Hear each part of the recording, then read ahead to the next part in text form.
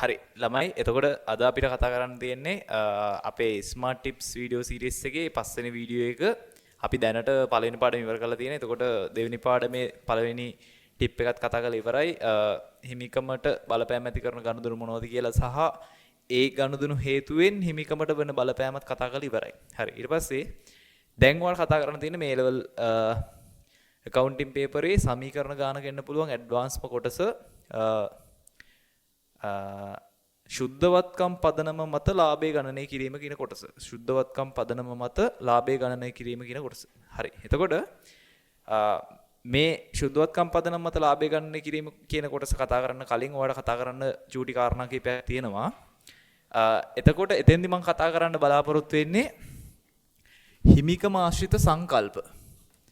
හිමිකම ආශ්‍රිත සංකල්ප. හරිද? හිමිකම ආශ්‍රිත සංකල්ප. මේ හිමිකම ආශ්‍රිත සංකල්ප කිහිපයක් මම ඔයාලට කියන්නම්.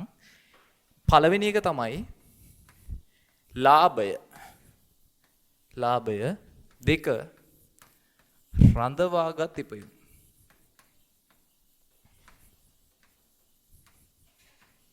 ලාභය සහ රඳවාගත් ඉපයුම්. හරි. දැන් ඔයා හැමදේම අමතක කරලා මේක විතරක් කල්පනා කරන්න. සාමාන්‍ය ව්‍යාපාරික කටයුත්තකදී අපිට ලාභය ගණනය කරන්න කිව්වොත් එහෙනම් අපි ලාභය ගණනය කරන්නේ කොහොමද? උදාහරණයක් විදිහට මම මෙහෙම කියන්නම්. මම ව්‍යාපාරයක් විදිහට කරනවා අඹ ගෙනල්ලා ඉවර වෙලා අඹ විකුණනවා ලාභයක් තියාගෙන. හරිද? එතකොට අද දවසේ මම අඹ ගෙනාවා කියලා හිතන්නකො 100ක්. අඹ ගෙඩි 100ක් ගෙනාවා. එක අඹ ගෙඩියක් රුපියල් 10 ගානේ. එතකොට මට වියදම යනවා රුපියල් 1000ක්. හරිද? මම මේ අඹ ගෙඩි 100ම විකුණනවා එකක් රුපියල් 20 ගානේ. එතකොට මට ආදායම එනවා රුපියල් 2000ක්. මේ සිද්ධියට අදාළ නැත්තම් මේ ව්‍යාපාරයට මේ ව්‍යාපාර කටයුත්තට අදාළ ලාභය ගණනය කරන්න ගියොත් ඔයා මොකද කරන්නේ? මේ අඹ ගෙඩි ගත්ත මිලට මම කියනවානේ පිරිවැය කියලා. පිරිවැය කියනවා. නැත්තම් වියදම කියලා කියනවා. හරිද? එතකොට මේ අඹ ගෙඩි ටික විකුණලා මම ගත්ත සමස්ත කොටසට මම කියනවා ආදායම කියලා. ආදායම කියලා. දැන් මම මගේ ලාභය ගණනය කරන්න ගියොත් එහෙම මම කරන්නේ මම උපයපු සමස්ත ආදායමෙන් මම ඒ සඳහා වියදම් කරපු පිරිවැය අඩු කරන එක. එතකොට මට සමීකරණයක් ගන්න පුළුවන් මෙන්න මෙහෙම. ලාභය අලාභය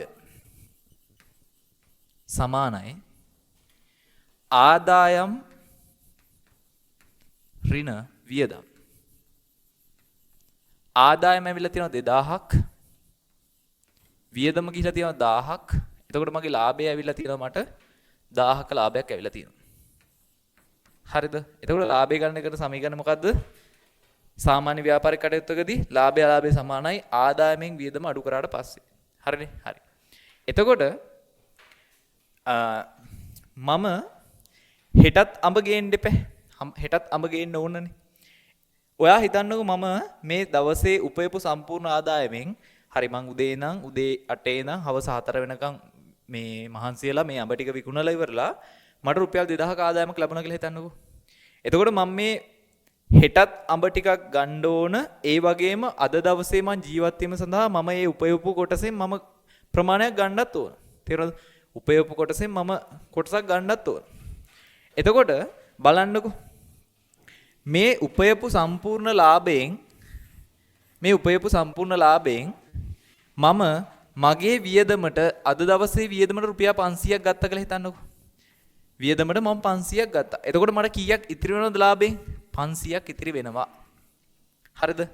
දැන් ඔයාට මතක නම් අර ස්මාර්ට් ටිප්ස් වීඩියෝ එකේ කලින් ඒ කියන්නේ මේ පස්වෙනි වීඩියෝ එකට කලින් හතරවෙනි වීඩියෝ එකේදී මම කතා කරා නේද? අර හිමිකම ASCII කෑලි හතරක් හංගලා තිනවා කියලා. අමතර ප්‍රාග්ධනය ආදායම් ගැන්ලි සහ වියදම් කියලා. එතකොට ඒ සෙට් එකෙන් ගැන්ලි කියන එක මතකද? ගැන්ලි කියලා කියන්නේ ව්‍යාපාරයෙන් අයිතිකරුවාගේ පෞද්ගලික ප්‍රයෝජන සඳහා ගන්න මුදල් සහ භාණ්ඩනේ. දැන් මම මෙතන ගත්තා නේද? ව්‍යාපාරයේ උපයපු ලාභයෙන් 500ක් මගේ වියදමට ගත්තානේ. එහෙනම් ඒකට මට කියන්න පුළුවන් නේද ගැන්ලි කියලා? ගැන්ලි කියලා කියන්න පුළුවන් නේ. ගැන්ලි කියලා කියන්න පුළුවන්. දැන් මං ගැනලි කරාට පස්සේ මගේ ලාභයෙන් ඉතිරි වෙලා තියෙනවා 500ක්. 500ක් ඉතිරි වෙලා තියෙනවා. එතකොට මම අද දවසේ අඹ ටික විකුණලා 1000ක ලාභයක් උපයලා ඒ ලාභයෙන් මම 500ක් අරගෙන 500ක් ඉතිරි වෙලා තියෙනවා. 500ක් ඉතිරි වෙලා තියෙනවා. මං ඔය 500 මගේ ලාභේ මම ගත්තා. මට මේ 500 වැඩිපුර ආපු එකක් කියලා මං ඒක කාටට දීලා යනවද? නෑනේ. මං ඒක මොකද කරන්නේ? ඊළඟ දවසේ ව්‍යාපාරය කරන්න නැත්නම් ඊළඟ දවසේ අඹ බිස්නස් එක කරන්න ඒ 500ත් මං දානවා. එතකොට මේ අර කලින් දවසේ වියදම් කරපු 1000යි ලාභයෙන් මම ගැනිලි කරාට පස්සේ ඉතිරි වෙච්ච කෑල්ලයි කියන දෙකම එකතු කරලා මම 1500ක් හදා ගන්නවා. 1500ක් හදා ගන්නවා. දැන් බලන්නකො මට මේ හෙට දවස් නඹ කීයක් ගේන්න පුළුවන්ද කියලා. මේක මම මෙතෙන්ට ගන්නම්. 1500ක් හදාගෙන ඊළඟ දවසේ අඹ ගන්න යද්දී 10 ගානේ මට ගන්න පුළුවන් අඹ ගෙඩි 150ක්. දැක්කද? කලින් දවසේ මම ගත්තේ අඹ ගෙඩි 100යි. දැන් මං ඒ බිස්නස් එක කරලා උපයපු ලාභයෙන් මටත් කෑල්ලක් අරගෙන ඒ කියන්නේ ගැනිලිත් කරලා ඉතිරි වෙන කෑල්ල මම මොකද කරන්නේ? ආයෙත් ව්‍යාපාර රාජ්‍යණය කරලා. තේරුණාද? එතකොට ඔයා හොඳට මතක තියාගන්න මෙන්න මේ ව්‍යාපාරයේ උපයන ලාභයෙන් ගැනිලි කරාට පස්සේ ඉතිරි වෙන කොටස අපි කරන්නේ නැවතත් ව්‍යාපාරයට ආයෝජනය කරන එක. නැවතත් ව්‍යාපාරයට ආයෝජනය කරන එක. එතකොට මෙන්න මේකට තමයි අපි කියන්නේ රඳවාගත් ඉපයුම්. රඳවාගත් ඉපයුම් නැත්තම් මේකටම කියනවා අපි නැවත ආයෝජනය කරන ලද ලාභය කියලා. මොකද්ද? රඳවාගත් ඉපයුම් නැත්තම් නැවත ආයෝජනය කරන ලද ලාභය කියලා. පැහැදිලිද? එතකොට ලාභය හොයන සමීකරණ සමානයි ආදායම් ඍණ වියදම්. එතකොට රඳවාගත් ඉපයුම් හොයන්නේ කොහොමද? ලාභයෙන් අඩු කරනවා ගැනිලි. රඳවාගත් ඉපයුම් සමානයි ලාභය ඍණ ගැනිලි. එතකොට එනවා රඳවාගත් ඉපයුම්. පැහැදිලිද වැඩේ? හරි. එතකොට මේ හිමිකම ආශ්‍රිත සංකල්ප ටික අපි කතා කරා. දැන් අපිට කියන්නේ අපි මේ වීඩියෝ එක කරන්නේ මොකටද මේ? අපි මේ වීඩියෝ එක කරන්නේ සුද්ධවත්කම් පදනම් මත ලාභය ගණනය කරන්නනේ. හරි. එතකොට මෙහෙමයි වෙන්නේ. අපිට සාමාන්‍ය සමීකරණයක් එන්නේ මෙහෙමනේ. වත්කම් ටික දෙනවා. වත්කම් සමාන වෙනවා හිමිකම් ධන වගකීම් වලට. හරිද? මේක සාමාන්‍යයෙන් නම් දෙන්නේ වත්කම් වලට අදාළ දේපල පිරිත උපකරණ වෙනම, මුදල් ටික වෙනම, ණය ගැතියෝ වෙනම සහ තොගේ වෙනම හිමිකම දෙන්න පුළුවන් ඕනනම් රඳවාගත් ඉපයුම් ප්‍රාග්ධනය කියලා කොටස් දෙකකට කඩලා දෙන්න පුළුවන්. ඊට පස්සේ වගකීම් ටික බැංකු ණය හිමියෝ ආදී වශයෙන් වෙන් කළා තමයි දෙන්නේ. හරි. කොහොම හරි සම්පූර්ණ ගිණුම් කරන සමීකරණේ පළවෙනියටම අපිට දෙනවනේ ශේෂය දෙනවනේ. ශේෂයේ විදිහට වත්කම් වල ශේෂ ප්‍රමාණයක් තියෙනවා. ඊට පස්සේ හිමිකම් වල ශේෂ ප්‍රමාණයක් තියෙනවා සහ වගකීම් වල ශේෂ ප්‍රමාණයක් තියෙනවා. මේකට අපි කියනවා ආරම්භක ශේෂය කියලා. ආරම්භක ශේෂය කියලා කියනවා. ආරම්භක වත්කම්, ආරම්භක හිමිකම්, ආරම්භක වගකීම්. හරිද? හරි. ඊට පස්සේ අපිට දෙනවා ගැළපිලි ටිකක්. ඒ ගැළපිලි ටික අපි ගලපුවාට පස්සේ 3 4 5 කියලා හිතන්න ගැළපිලි 5ක් අපිට දෙනවා. මේ ගැළපිලි 5න් සමහර විට මම අර මේ තීරි පාට්ටල ඒවා කරනවා කොහොමත් ඔයා බය වෙන්න එපා. සමහර ගැළපිලි හින්දා වත්කම් වැඩි වෙනවා, හිමිකම් වැඩි වෙනවා. අමතර ප්‍රාග්ධනය දෙවුවම එහෙම. හරිද? වක්කීම් වලට මුකුත් වෙන්නේ නැහැ. හරිද? සමහර ඒවා නිසා වත්කම් වැඩි වෙනවා, හිමිකම් වලට මුකුත් වෙන්නේ නැහැ. වගකීම් වැඩි වෙනවා. බැංකු ණයක් එහෙම ගත්තම. සමහර හේතු නිසා වත්කම් අඩු වෙනවා. ඒ හා සමානව වත්කම් වැඩි වෙනවා. හරිද? හිමිකම් වල සහ වක්කීම් වල බලපෑම් වෙන්නේ නැහැ. මොකද්ද? ණයගැතියන්ගේ මුදල් ලැබුණොත්, වත්කමක් විකුණනොත් තේරෙනවද ඔය වගේ දේවල්. ඊට පස්සේ තව ඒවායින් වත්කම් අඩු වෙනවා, වගකීම් අඩු වෙනවා. හරිද? වගකීම් අඩු වෙනවා. හිමිකම් වල මුකුත් වෙන්නේ නැහැ. තේරෙනවද? ඊට පස්සේ තව සමහර හේතු නිසා හිමිකම් වැඩි වෙනවා. වගකීම් අඩු වෙනවා. අයිතිකරුගේ පෞද්ගලික මුදලින් බැංකු ණය කරන අය මීටර ගෙවුවොත් එහෙම ඕකන වෙන්නේ. ප්‍රාග්ධනය වැඩි වෙනවා, වගකීම් අඩු වෙනවා. ওই විදිහට ගැළපිලි ටික දාලා ඉවරනාට පස්සේ වත්කම් ටිකත් වෙනස් වෙනවා. හිමිකම් ටිකත් වෙනස් වෙනවා. වගකීම් ටිකත් වෙනස් වෙනවා. හරිද? හරි. එතකොට අපිට කියන්නේ අවසානයේ සුද්ධවත්කම් පදනම මත ලාභය හෝ අලාභය ගණනය කරන්න කියලා කියන්නේ. හරි. එතකොට ඔයා බලන්නකෝ සුද්ධවත්කම් පදනම මත ලාභය හෝ අලාභය ගණනය කරන්න කියලා තමයි කියන්නේ. හරි. එතකොට ඔයා දන්නවා මෙන්න මේ ආරම්භක හිමිකම මෙන්න මේ ගැළපිලි ටික උනාට පස්සේ අවසානයේදී හිමිකම වෙනස් වෙනවා. ආරම්භක වගකීම මේ ගැළපීම් ටික උනාට පස්සේ අවසාන වගකීම් ටිකත් වෙනස් වෙනවා. ඒ වගේම ආරම්භක වත්කම් ටික මේ ගැළපීම් ටික උනාට පස්සේ අවසානයේදී වෙනස් වෙනවා. මේ තියෙන අවසාන ශේෂය. මේ තියෙන අවසාන ශේෂය. හරිද? දැන් අපිට කියන්නේ අපි සමීකරණ මේ විදිහට හදලා ඉවරනට පස්සේ දෙවෙනි කොටසේදී අපිට කියන්න පුළුවන් සුද්ධවත්කම් පදනම මත ලාභය හෝ අලාභය ගණනය කරන්න කියලා. එතකොට මොකද්ද වෙන්නේ? ඔයා මෙන්න මේක හරියට අහගන්න.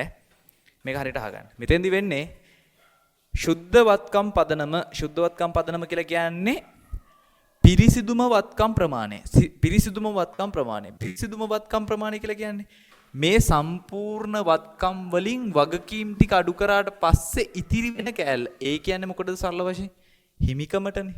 සුද්ධවත්කම් කියන්නේ හිමිකමට. හරිද? ආරම්භක සුද්ධවත්කම් කොහොමද දෙන්නේ? ආරම්භයේ තියෙන වත්කම් වලින් අර බාහිර පාර්ශ්වයේ යොදවපු ටික අඩු කරාට පස්සේ ඉතිරි වෙන කෑල්ල නේ කියන්නේ මේකනේ. එහෙනම් ආරම්භක සුද්ධවත්කම් තමයි මේක. ආරම්භක හිමිකම. ආරම්භක සුද්ධ මේ වත්කම් අවසාන සුද්ධවත්කම් කියලා කියන්නේ මොකටද? අවසාන වත්කම් වලින් අවසාන වක්කම් ටික අඩු කරලා පස්සේ ඉතිරින මේ වත්කම් ටික. තේරෙනවද? ඒ කියන්නේ අවසාන හිමිකම. එතකොට මේ ආරම්භක හිමිකමට වැඩිය අවසාන හිමිකම වෙනස් වෙනවා. ඇයි මේ ගැළපෙලි හින්දා. දැන් ඔයා මෙන්න මේක මතක තියාගන්න. අර කලින් එපිසෝඩ් එකේදී මම කිව්වා මතකද හිමිකම වෙනස් වෙන බලපාන ප්‍රධාන හේතු හතරක් තියෙනවා කියලා. මොකද්ද? අමතර ප්‍රාග්ධනය. අමතර ප්‍රාග්ධනය කියලා ලියන්නම්කෝ මම. හරිද? ආදායම් ගැනිලි වියදම්. හරිද? අමතර ප්‍රාග්ධනය ආදායම් ගැනිලි සහ වියදම්නේ. අමතර ප්‍රාග්ධනය නිසා හිමිකම් වැඩි වෙනවා. ආදායම් නිසා හිමිකම් වැඩි වෙනවා. ගැනිලි නිසා අඩු වෙනවා. වියදම් නිසා අඩු වෙනවා. දැන් අපිට කියන්නේ මෙන්න මේ සුද්ධවත්කම් මත පදනම් වෙලා මේ ගිණුම් සමීකරණයට බලපෑම් කරාට පස්සේ ඒ වෙනසෙන් ලාභය හොයන්න කියලා කියන්නේ. හරිද? දැන් ඔයා බලන්නකෝ මේ හිමිකම බවට පත් වෙන්න බලපාපු ඒ කියන්නේ ආරම්භක හිමිකම නැත්නම් ආරම්භක සුද්ධවත්කම අවසාන සුද්ධවත්කම බවට පත් වෙද්දී ඒක වෙනස් වෙන්න බලපාපු හේතු කීයක් තිබ්බේ? 4යිනේ සිංහලෙන් කිව්වොත්. 4යිනේ තියෙන්නේ. අමතර ප්‍රාග්ධනය නිසා වැඩි වුණා, ආදායම් නිසා වැඩි වුණා, ගැළණි නිසා අඩු වුණා, වියදම් නිසා අඩු වෙලා තමයි මේක වෙලා තියෙන්නේ. හරිද? එතකොට දැන් අපි බලන්න ඕන පැහැදිලිවම අපිට කියන්නේ මේ දෙකේ අන්තරය අරගෙන ඒක හින්දා ලාභයට මොකද වුනේ කියලා හොයන්න කියලා කියන්නේ. එහෙනම් අපි කරන්න ඕන මේ දෙකේ වෙනසට හේතු ටික හොයාගත්තා. ඒ හේතු ටිකෙන් ලාභයට බලපෑම් ඇති කරන හේතු ටික වෙන් කරගන්නවා. දැන් ලාභය හොයන සමීකරණ මොකද්ද? ලාභය අලාභය සමානයි ආදායම් ඍණ වියදම්. මතකද අර මම තිකෝ හිමිකම ආශ්‍රය සංකල්පවලදී. ලාභය අලාභය සමානයි ආදායම් ඍණ වියදම්. ඔන්න දෙයියනේ කියලා ආදායම් තියෙනවා. මේ දෙයියනේ කියලා වියදම් තියෙනවා. දැන් මේ දෙක ගැලපුණා නම් මේ අතර වෙනසට හේතුව ලාභේනේ. මේ දෙක ගැලපුණා නම් මේ අතර වෙනසට හේතුව ලාභේනේ.